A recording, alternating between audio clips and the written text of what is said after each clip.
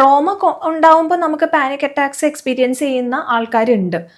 Panic attack എപ്പോഴും ഭയങ്കര short lived ആയിരിക്കും, കുറച്ച് സമയത്തിന് മാത്രം ഉള്ളതായിരിക്കും. പക്ഷെ അത് വരുമ്പം അത് ഭയങ്കര ഇൻറ്റൻസ് ആയിട്ട് ആൾക്കാർക്ക് തോന്നും. അല്ലെങ്കിൽ ചിലപ്പോൾ ഞാനിപ്പം തന്നെ മരിച്ചു പോവും, അല്ലെങ്കിൽ ഒരു ഡൂം എന്നാണ് അവർ അതിനെ വിശേഷിപ്പിക്കുന്നത്. അങ്ങനെ ഒരു സെൻസേഷനാണ് മിക്ക ആൾക്കാരും പറയുന്നത്.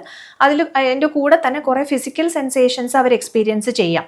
ഷോർട്ട്നെസ് ഓഫ് ബ്രെത്ത്, അല്ലെങ്കിൽ നമ്മുടെ നെഞ്ച് ഭയങ്കരമായിട്ട് ടൈറ്റ് ആവുക, അല്ലെങ്കിൽ ഫാസ്റ്റായിട്ട് അടിക്കുക, അങ്ങനത്തെയുള്ള പല പല സിംറ്റംസും അതിൽ നമുക്ക് കാണാൻ കഴിയും. ഇതൊന്നും ഇല്ലാതെ തന്നെ നമുക്ക് പാനിക് അറ്റാക്ക് സംഭവിക്കുമോ? ഒന്നുമില്ല, ഒരു ദിവസം നമുക്ക് അങ്ങ് വേഗം പാനിക് അറ്റാക്ക് വരുന്നത് പോലെയൊക്കെ സംഭവിക്കാനുള്ള സാധ്യതയുണ്ടോ? ചുമ്മാ അങ്ങനെ സംഭവിക്കാനുള്ള സാധ്യത വളരെ വളരെ അപൂർവമാണ്. എന്തെങ്കിലും പാസ്റ്റിലുണ്ടായിരുന്ന സംഭവങ്ങളുടെ റെസ്പോൺസ് വന്നു കഴിയുമ്പോൾ യെസ്, അങ്ങനെ വന്നാൽ നമുക്ക് വരാം.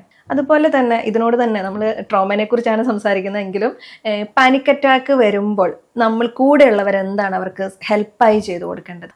ഞാൻ നേരത്തെ പറഞ്ഞ പോലെ പാനിക് അറ്റാക്ക് എന്ന് പറയുമ്പോൾ നമുക്ക് അനുഭവിക്കുന്ന ആൾക്ക് കുറച്ച് ചെറിയ സമയത്തേക്കേ ഉണ്ടാവുന്നുള്ളൂ. പക്ഷെ അത് ഉണ്ടാവുന്നത് തന്നെ നമ്മളിപ്പോൾ തീർന്നു പോകും എന്നുള്ളൊരു രീതിക്കുള്ള സിംറ്റംസ് എക്സ്പീരിയൻസ് ചെയ്യുന്ന കുറേ പേഷ്യൻസ് ഉണ്ട്. അപ്പോൾ തൊട്ടടുത്ത് ഉള്ളവർക്ക് ആക്ച്വലി ചെയ്യാവുന്നതെന്ന് പറഞ്ഞു കഴിഞ്ഞാൽ ഇവരെ മോട്ടിവേറ്റ് ചെയ്ത് ഡീപ്പ് ബ്രീത്തിങ്ങിലേക്ക് കൊണ്ടുവരിക എന്നുള്ളതാണ്. അപ്പോൾ ഡീപ്പ് ബ്രീത്തിങ് സ്ട്രാറ്റജീസ് പെട്ടെന്ന് പാനിക് അറ്റാക്കിന് താഴ്ത്താനായിട്ട് സഹായിക്കും.